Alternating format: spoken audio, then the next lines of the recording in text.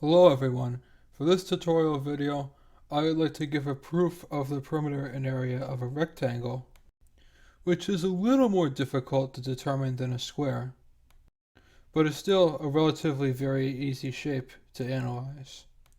The geometric definition of a rectangle is a four-sided shape, no more and no less, that has only right angles, and actually comes from Latin, where rect is rectus for straight, and angulus, which is angle. Note by this definition, a square is also a type of rectangle.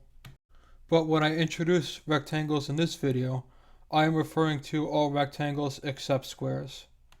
In particular, if we draw a rectangle but pay attention so that two of its sides are different in terms of length than the other two sides, we can see, using the grid, that the square units along the length of one side is equal to the amount of square units on the side opposite, and this is true for both pairs of sides.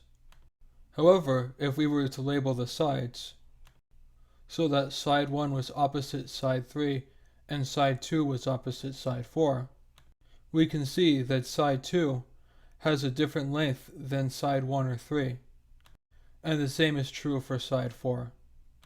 So we label one pair of sides the length of the shape and another pair of sides the width. So we can see, in conclusion, the perimeter must be 2 times length plus 2 times width. Similarly, if we count the unit squares inside the rectangle, we can see that the area is the length times the width. In the next tutorial video, I will give a proof of the area and perimeter of a right triangle, including a visual derivation by cutting a diagonal line through a rectangle.